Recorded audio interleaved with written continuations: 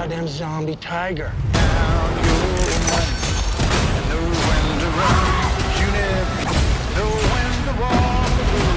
रात के अंधेरे में मिलिट्री ट्रकों का एक काफिला रेगिस्तान से गुजर रहा है। उसके साथ साथ अमेरिकी सैनिक चल रहे हैं जो सिर से पैर तक हथियारों से लैस हैं। बीच वाले ट्रक में जो सामान लदा है वो एक सील किया हुआ काला कंटेनर है और उसकी रखवाली कर रहे लोगों को भी नहीं पता कि उसके अंदर क्या है। कुछ को लगता है कि अंदर कोई एलियन है, कुछ का मानना है कि ये कोई परमाणु बम है। उन्हें बस इतना पता है कि उन्हें क्या आदेश मिला है। इस कंटेनर को शहर से जितना दूर ले जाया जा सकता है उतना दूर ले जाओ और जितनी जल्दी हो सके। फिर उसी सड़क पर अभी अभी शादी करके आया एक जोड़ा अपने घर की तरफ जा रहा है। दूल्हा और दुल्हन कार के अंदर एक दूसरे में खोए हुए हैं। उन्हें अपने आसपास की कोई सुध नहीं है और वो उस काफिले को देख ही नहीं पाते। उनकी गाड़ी सीधे मिलिट्री ट्रक से जा टकराती है। उसी पल एक जोरदार धमाका होता है। कंटेनर ट्रक से उछलकर सड़क पर गिरता है और उसका दरवाजा टूटकर खुल जाता है। बचे हुए सैनिक अपने कमांडरों को रेडियो करते हैं। जो जवाब आता है वो बेहद बेरहम है। जो जिंदा है उन्हें साथ ले लो, घायलों को वहीं छोड़ दो, अभी निकलो। लेकिन इससे पहले कि वो लोग समझ पाते कि हो क्या रहा है, उस कंटेनर में से कोई बाहर निकलता है। और वो कोई एलियन नहीं है, कोई बम भी नहीं है। वो एक इंसान है, एक जिंदा सांस लेता हुआ ज़ॉम्बी। किसी भी इंसान से तेज, किसी भी सैनिक से ताकतवर जिसे उन्होंने आज तक देखा हो। चंद सेकंड में वो पूरे काफिले को चीर कर रख देता है। गोलियां उससे टकराकर वापस लौट जाती हैं। जब तक ये सब खत्म होता है उस सड़क पर मौजूद हर एक सैनिक मर चुका होता है। उनमें से दो भागने की कोशिश करते हैं। वो काफी दूर तक निकल भी जाते हैं। उन्हें लगता है कि वो बच गए, लेकिन वो ज़ॉम्बी उन्हें पकड़ लेता है, दोनों को मार देता है और कुछ ही मिनटों बाद वो दोनों फिर से उठ खड़े होते हैं संक्रमित होकर। अब वो तीनों उस सुनसान सड़क पर एक साथ खड़े हैं और यहीं से बात डरावनी होनी शुरू होती है। ये ज़ॉम्बी सिर्फ खूंखार नहीं है, ये समझदार भी हैं। ये सोचते हैं, ये प्लान बनाते हैं और उसी अंधेरे में खड़े खड़े वो अपना पहला फैसला लेते हैं। वो सीधे लास वेगस की तरफ चल पड़ते हैं, क्योंकि वेगस में लोग हैं, वेगस में भीड़ है। वेगस उन्हें एक पूरी फौज दे सकता है। जब तक सरकार समझ पाती कि आने वाला क्या है तब तक बहुत देर हो चुकी होती है। वायरस जंगल की आग की तरह फैलता है। कुछ ही घंटों में पूरा शहर उनके कब्जे में आ जाता है। बम गिराए जाते हैं, सैनिक भेजे जाते हैं। उनमें से हर एक संक्रमित हो जाता है। कुछ भी काम नहीं आता। इसलिए सरकार वही करती है जो वो कर सकती है। वो लास वेगस के चारों तरफ एक दीवार खड़ी कर देती है। उसे पूरी तरह सील कर देती है। ना कोई अंदर जाएगा, ना कोई बाहर आएगा। लेकिन फिर भी लोग कोशिश करते हैं, क्योंकि वेगस पैसों का शहर है। जब ये बीमारी फैली थी तो लोग जान बचाकर भागे थे। वो अपना सारा कैश पीछे छोड़ गए, अपनी तिजोरियां, अपने कैसीनो के वॉल्ट। और गलियों में जो अफवाह चल रही है वो एकदम सीधी है। उन कैसीनो के अंदर आज भी इतना पैसा बंद पड़ा है कि किसी की पीढ़ियां बैठकर खा सकती हैं। कई जिंदगियों तक ऐशो आराम बस वहीं पड़ा हुआ है, किसी ऐसे बंदे का इंतजार करता हुआ जो इतना हिम्मती हो या इतना बेवकूफ हो कि अंदर जाकर उसे उठा लाए। और यहीं पर हमारी मुलाकात होती है स्कॉट वॉर्ड से। स्कॉट पहले एक सैनिक हुआ करता था, कई मेडल जीते हुए, जंग का हीरो। वो आदमी जिसे तब बुलाया जाता था जब बाकी सब कुछ नाकाम हो चुका होता था। और आज वो एक ढाबे में बर्गर सेकता है। एक खामोश जिंदगी, एक अकेली जिंदगी। उसके पास परिवार के नाम पर सिर्फ एक बेटी बची है जो उसकी आंखों में आंखें डालकर देख भी नहीं सकती। एक आम दोपहर को एक आदमी उसके ढाबे में आता है। उसका नाम है ब्लाई तनाका। और तनाका उन लोगों में से नहीं है जो सिर्फ खाना खाने आते हैं। तनाका उसके बताता है कि सरकार ने उस पूरे इलाके को ऑफिशियली बंद कर दिया है। कुछ ही दिनों में वो लास वेगस पर एक परमाणु बम गिराने वाले हैं ताकि ये बीमारी हमेशा के लिए खत्म हो जाए। फिर वो थोड़ा आगे झुकता है। वो कहता है कि जो बात वो पूछने जा रहा है उसके लिए उसे सिर्फ स्कॉट पर भरोसा है। सील किए गए उस इलाके के अंदर जो सबसे बड़े कैसीनो आज भी खड़े हैं उनमें से एक तनाका का है। और उस कैसीनो के अंदर एक वॉल्ट है और उस वॉल्ट के अंदर $200 मिलियन पड़े हैं। वो सरकार के रास्ते से वो पैसा बाहर नहीं निकाल सकता। उसे एक टीम चाहिए, उसे स्कॉट चाहिए। ऑफर है $50 मिलियन नकद, काम पूरा होने के बाद। स्कॉट ना हाँ कहता है न मना करता है। वो बस तनाका को काउंटर पर एक नक्शा छोड़कर जाने देता है। अब फैसला उसका अपना है। अब चलते हैं क्वारंटीन कैंप में। यहीं पर वेगस से बचाकर लाए गए लोगों पर नजर रखी जाती है। स्कॉट की बेटी केट यहाँ एक वॉलंटियर के तौर पर काम करती है और बचे हुए लोगों की मदद करती है। उसकी दोस्त गीता उसे एक ऐसी बात बताती है जिसे सुनकर उसके होश उड़ जाते हैं। गीता चोरी छिपे उस इलाके के अंदर जाने की योजना बना रही है, बस कुछ घंटों के लिए, सिर्फ इतनी देर के लिए कि थोड़ा पैसा उठा लाए, क्योंकि लोग ऐसा कर रहे हैं। लोग अंदर जा रहे हैं और अमीर बनकर लौट रहे हैं। केट उसके आगे हाथ जोड़ती है कि ऐसा मत कर। वो सच्चाई जानती है, जो भी अंदर जाता है असल में वो कभी वापस नहीं आता। ये सब सिर्फ अफवाहें हैं। लेकिन उनकी बात पूरी भी नहीं होती कि बर्ट कमिंग्स नाम का एक सिक्योरिटी गार्ड वहां आ जाता है। बर्ट उस किस्म का गार्ड है जिसे अपनी छोटी सी ताकत का नशा कुछ ज्यादा ही है। वो दोनों पर थर्मामीटर लगाता है, ये देखने के लिए कि कहीं संक्रमण का कोई निशान तो नहीं। फिर वो केट के शरीर पर वहां हाथ फेरता है जहां उसे छूने का कोई हक नहीं है। केट झटके से उसका हाथ हटाती है और उसे दूर हटने को कहती है। गीता फिलहाल बहस छोड़ देती है, लेकिन वो केट से कहती है कि उसके 2 बच्चे हैं, उसे किसी भी तरह उनका भविष्य बनाना ही है। कुछ भी हो जाए वो अंदर जाकर ही रहेगी। उसी रात स्कॉट एक डरावने सपने से हड़बड़ा कर रुक जाता है। हर एक रात वो वही याद दोबारा जीता है, वो दिन जब उसे अपनी ही संक्रमित पत्नी को गोली मारनी पड़ी थी, अपनी बेटी के ठीक सामने। इसीलिए केट उससे नफरत करती है, इसीलिए वो अकेला है। और आज की रात वो आखिरकार फैसला कर लेता है। वो फोन उठाता है, वो तनाका को कॉल करता है। वो तैयार है। तनाका की एक शर्त है, टीम में एक तिजोरी तोड़ने वाला और एक पायलट होना चाहिए। स्कॉट सबसे पहले मारिया क्रूज से मिलने जाता है। मारिया अब गाड़ियों की एक वर्कशॉप चलाती है, लेकिन कभी वो उसकी टीम में सैनिक हुआ करती थी। वो उसे सॉफर के बारे में बताता है। वो उससे कहता है, हमने अपनी पूरी जिंदगी लोगों को बचाने में लगा दी, इससे हमें आखिर मिला क्या? एक बार, सिर्फ एक बार अपने लिए भी कुछ कर लेते हैं। मेज पर $50 मिलियन रखे हैं। मारिया हाँ कर देती है। फिर वो दोनों वेंडेरो के पास जाते हैं। वेंडेरो स्कॉट का जानने वाला अकेला ऐसा आदमी है जिसने कभी अपने खाली हाथों से एक ज़ॉम्बी को मारा है। धीमी आवाज में बात करने वाला, फिलॉसफी झाड़ने वाला और बेहद खतरनाक। वो इस पूरे ऑपरेशन की ताकत है। तीनों पैसों के बंटवारे पर राजी हो जाते हैं। 15-15 मिलियन डॉलर हर एक को। बचे हुए 5 मिलियन टीम के बाकी लोगों में बांटे जाएंगे। अब बारी है पायलट की। उसका नाम है मारियान पीटर्स। पीटर्स इतनी कंगाल है कि स्कॉट का काम समझाना पूरा होने से पहले ही वो हाँ कह देती है। इसके बाद वो कुछ और निशानेबाजों को टीम में जोड़ते हैं, ऐसे मर्द और औरतें जो पहले ज़ॉम्बियों से लड़ चुके हैं। और आखिर में उन्हें तिजोरी तोड़ने वाला मिल जाता है। उसका नाम है लुडविग डीटर, एक जर्मन एक्सपर्ट। जैसे ही डीटर सुनता है कि जो वॉल्ट उसे तोड़ना है वो वेगस के कैसीनो के अंदर छिपा है, उसकी आंखें चमक उठती हैं। इस खास तिजोरी का ताला दुनिया के सबसे मशहूर ना टूटने वाले तालों में से एक है। इसे किस्मत से नहीं तोड़ा जा सकता, सिर्फ हुनर से। और डीटर को यकीन है कि इस दुनिया में वो अकेला बंदा है जो ये कर सकता है। उसके लिए ये सिर्फ पैसे कमाने का मौका नहीं है, ये उसका सपना है। पूरी टीम एक पुराने गैराज में मिलती है। तनाका उन्हें शुरू से आखिर तक पूरा प्लान समझाता है, एकदम सीधा। अंदर घुसो, वॉल्ट खाली करो, कैश बैग में भरो, उड़कर बाहर निकलो। शुरू से आखिर तक 32 घंटे। क्वारंटीन जोन, ये शब्द सुनते ही उनमें से एक आदमी की हिम्मत जवाब दे जाती है। वो उठकर चला जाता है, कोई उसे नहीं रोकता। अगली मुसीबत है अंदर घुसना। फौज आज भी उस पूरे इलाके को घेरे खली है और वो किसी को भी गेट से आगे नहीं जाने दे रही। इसलिए स्कॉट उस एक इंसान के पास जाता है जो उसकी मदद कर सकता है, अपनी बेटी के पास। केट तो उसकी शक्ल तक नहीं देखना चाहती। अपनी माँ वाला जख्म आज भी उतना ही हरा है। लेकिन स्कॉट उसे साथ चलने के लिए $5 मिलियन का ऑफर देता है। ऐसा पैसा जिससे वो उस कैंप के हर एक रिफ्यूजी की मदद कर सकती है। धीरे धीरे, बहुत मुश्किल से केट मान जाती है। उसी रात गीता और 2 और औरतें लिली नाम की एक तस्कर के पास जाती हैं। लोग उसे कोयोट कहते हैं क्योंकि सही कीमत मिलने पर वो किसी को भी वेगस के अंदर या बाहर पहुंचा देती है। लिली गीता से पैसे लेती है और उसे अंदर भेज देती है। उधर बेस पर वेंडेरो डीटर को गोली चलाना सिखा रहा है। डीटर टीम में अकेला ऐसा है जिसने आज तक कोई ज़ॉम्बी नहीं मारा और वेंडेरो नहीं चाहता कि वक्त आने पर उसकी वजह से कोई मारा जाए। फिर मार्टिन की एंट्री होती है। मार्टिन तनाका का आदमी है, उसे टीम पर नजर रखने के लिए भेजा गया है। कोई उस पर भरोसा नहीं करता, कोई नहीं चाहता कि वो साथ आए, लेकिन तनाका अपनी बात पर अड़ा रहता है। केट पूरी टीम को लिली के पास लेकर आती है। जैसे ही केट वहां से निकलने वाली होती है, उसे कैंप में गीता के बच्चों के रोने की आवाज सुनाई देती है। उसे पता चलता है कि लिली गीता को पहले ही अंदर भेज चुकी है। केट लिली के मुंह पर एक जोरदार घूंसा मारती है और पूछती है कि ऐसा क्यों किया। लिली को बच्चों के बारे में पता ही नहीं था, गीता ने उसे कभी बताया ही नहीं।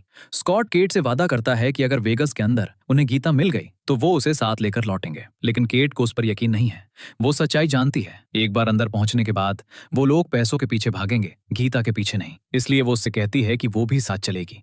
अगर वो लोग उसे नहीं ले गए तो वो अकेली चोरी छिपे अंदर घुस जाएगी। स्कॉट के पास कोई चारा नहीं बचता। केट भी टीम में शामिल हो जाती है, लिली भी टीम में शामिल हो जाती है। उसकी नजर पास ही खड़े बर्ट कमिंग्स पर पड़ती है और वो स्कॉट से कहती है कि उन्हें एक और बंदा चाहिए। स्कॉट मना कर देता है। लिली कहती है कि मुझ पर भरोसा करो, अंदर हमें इसकी जरूरत पड़ेगी। वो बर्ट की तरफ मुड़ती है और उसे साथ चलने के लिए $2000 का ऑफर देती है। बर्ट झट से तैयार हो जाता है। इतने पैसों के लिए वो कुछ भी कर सकता है। पूरी टीम एक छिपे हुए रास्ते से क्वारंटीन जोन के अंदर घुस जाती है। अंदर कदम रखते ही उन्हें दिखता है कि वेगस का क्या हाल हो चुका है। चारों तरफ लाशें, सैकड़ों नाशें बस सड़कों पर पड़ी हुई, बिल्कुल बेजान। डीटर कांपने लगता है।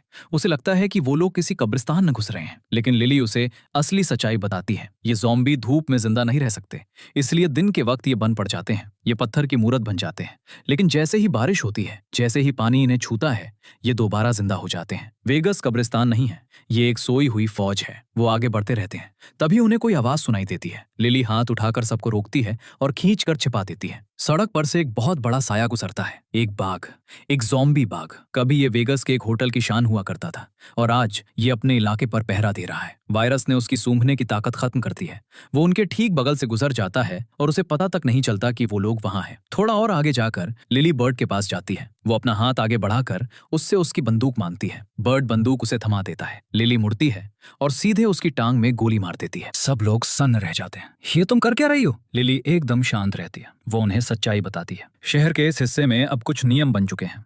यहाँ से गुजरने का सिर्फ एक ही तरीका है, रास्ते का टैक्स चुकाओ। बर्ड वही टैक्स है, इस जगह के मालिकों के लिए एक तोहफा। जब तक टीम नियम मानती रहेगी, इस शहर के रखवाले उन्हें हाथ नहीं लगाएंगे। और ठीक उसी वक्त दो ज़ॉम्बी सामने आ जाते हैं।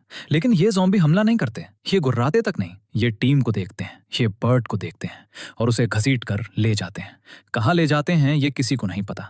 लिली सिर्फ इतना कहती है, जिसे भी उस इमारत के अंदर ले जाया जाता है, वो आखिर में उन्हीं में से एक बन जाता है। दूर खड़ा एक और ज़ॉम्बी उन्हें देख रहा है, लेकिन वो हिलता नहीं, क्योंकि रास्ते का टैक्स पहले ही चुकाया जा चुका है। टीम एक होटल की लॉबी में पहुंचती है, जो सोए हुए ज़ॉम्बियों से भरी पड़ी है। दर्जनों ज़ॉम्बी एकदम बुत बने खड़े हुए, बिल्कुल बेसुध। लिली उनसे कहती है कि उनके चेहरों पर रोशनी मत मारना, कोई आवाज मत करना। ज़ॉम्बी सो रहे हैं, और अगर ये जाग गए तो पूरी टीम खत्म। वो दबे पांव आगे बढ़ते हुए जमीन पर ग्लो स्टिक गिराते जाते हैं, बस इतनी रोशनी की रास्ता दिख सके।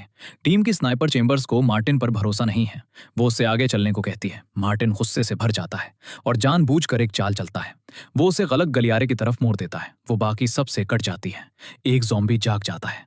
चेंबर्स एक ही गोली में उसे ढेर कर देती है, लेकिन उस आवाज से एक और जाग जाता है, फिर एक और फिर पूरा कमरा। कुछ ही सेकंड में वो सोई हुई फौज अपने पैरों पर खड़ी हो जाती है। टीम लड़ते लड़ते उस तक पहुंचने की कोशिश करती है, लेकिन जब तक वो करीब पहुंचते हैं, चेंबर्स चारों तरफ से घिर चुकी होती है। वो गजब की लड़ाई लड़ती है। वो किसी तरह एक दरवाजे तक पहुंच जाती है, और ठीक जैसे ही वो उससे बाहर निकलने वाली होती है, मार्टिन बाहर से वो दरवाजा जोर से बंद कर देता है। माइकी को एहसास होता है कि वो गायब है, और वो मार्टिन की तरफ मुड़ता है। तभी चेंबर्स चीखती हुई एक खिड़की तोड़कर बाहर आ गिरती है। ज़ॉम्बी उस पर चढ़े हुए हैं, वो उसे चीर रहे हैं। माइकी अपनी राइफल उठाता है और अपनी ही साथी पर गोली चला देता है, क्योंकि अब जो बची है वो चेंबर्स नहीं रही। वो लोग कैसीनो के और अंदर घुसते हैं। वो उस मंजिल तक पहुंच जाते हैं जहां वॉल्ट है। यहाँ ज़ॉम्बी कम है। वो जल्दी से उन्हें साफ कर देते हैं। केट अंदर ही अंदर टूट रही है। वो लिली से कहती है कि उसे पक्का यकीन है कि गीता मर चुकी है। लिली उससे कहती है कि अभी हार मत मान। वो कहती है कि उसने ऐसा पहले भी देखा है।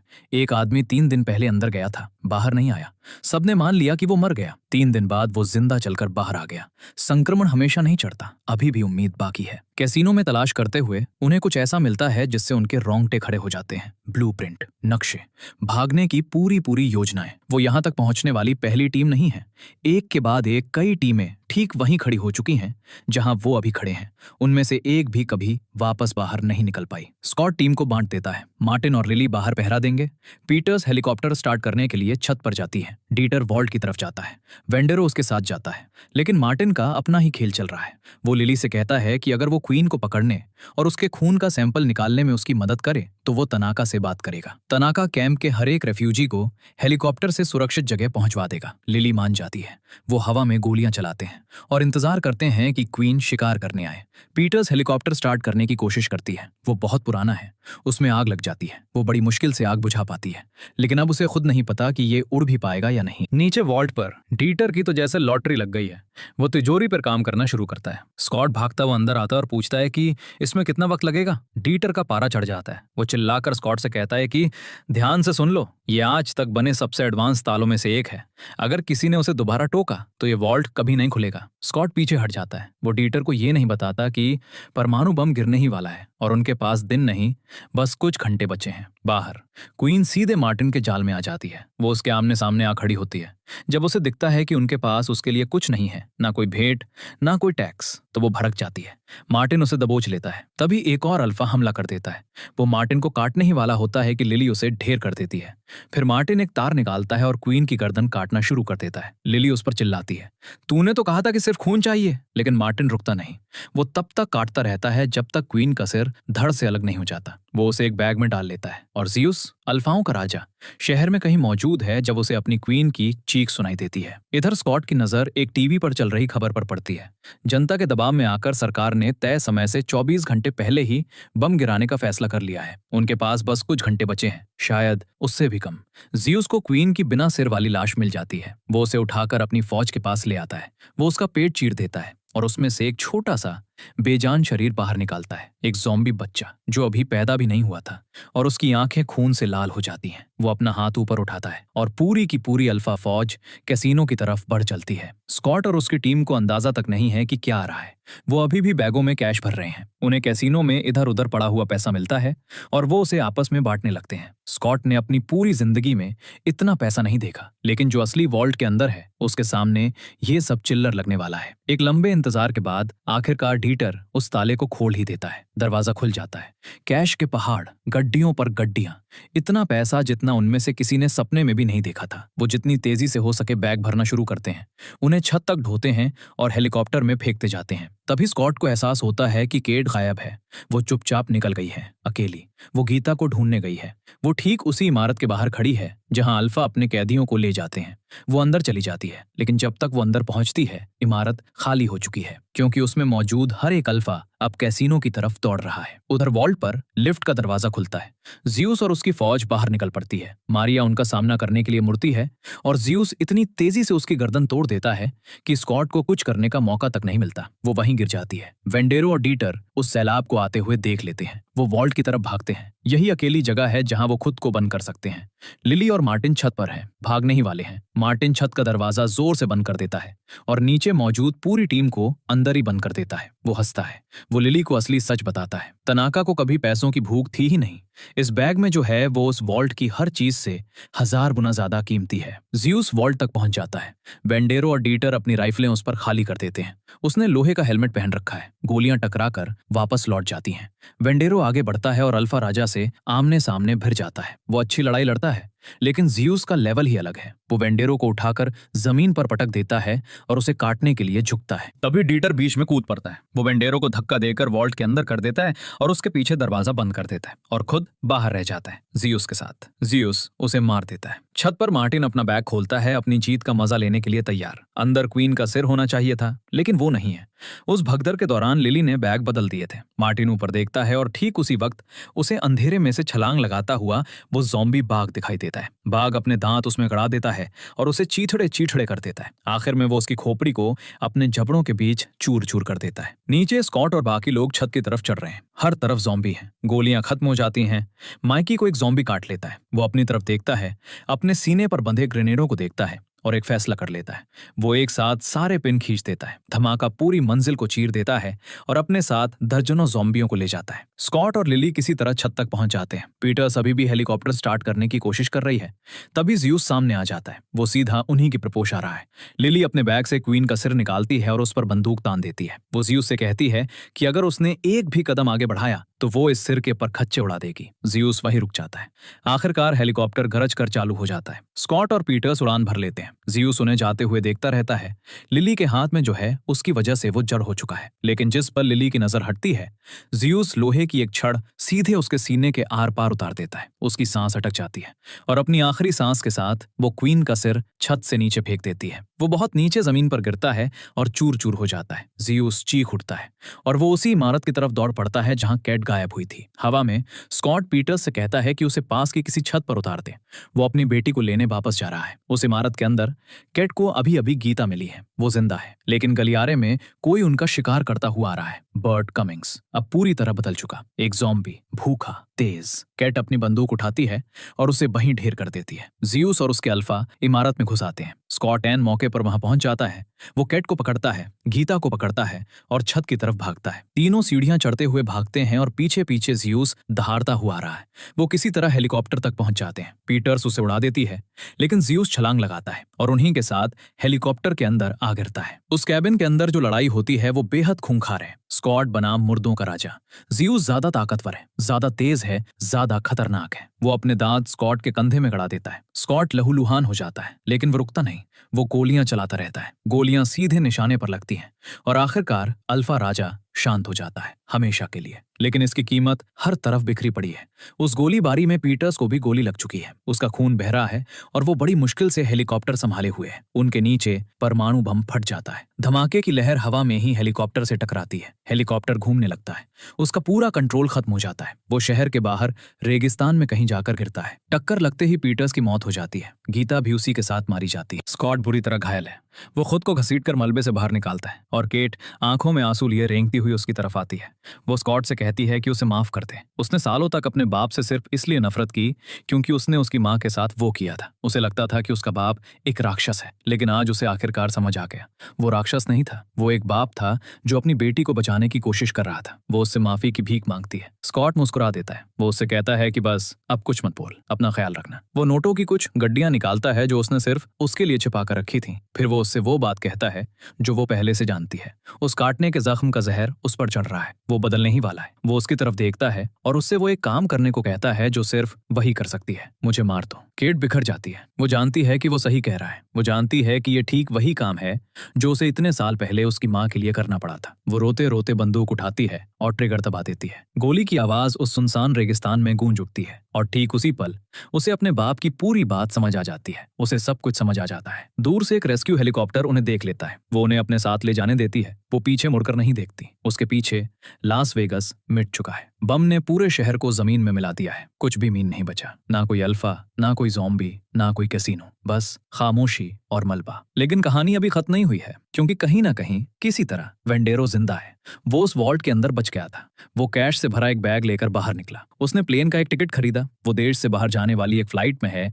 एक आलीशान कैबिन में बैठा हुआ वॉज थका हुआ बादलों को देखता हुआ, आखिरकार महफूज। और तभी उसे कुछ महसूस होता है, कमजोरी की एक लहर, चक्कर आने जैसा एहसास। वो नीचे अपनी बाह की तरफ देखता है और वो वहीं है, दांतों से काटने का निशान, ठीक उसी जगह जहां लड़ाई के दौरान ज़्यूस ने उसे पकड़ा था। वेंडेरो समझ जाता है संक्रमण पहले ही उसके अंदर पहुंच चुका है। वो लाखों लोगों से भरे एक शहर में उतरने ही वाला है और कुछ ही घंटों में वो वेंडेरो नहीं रहेगा। स्क्रीन काली हो जाती है और कहानी यहीं खत्म होती है।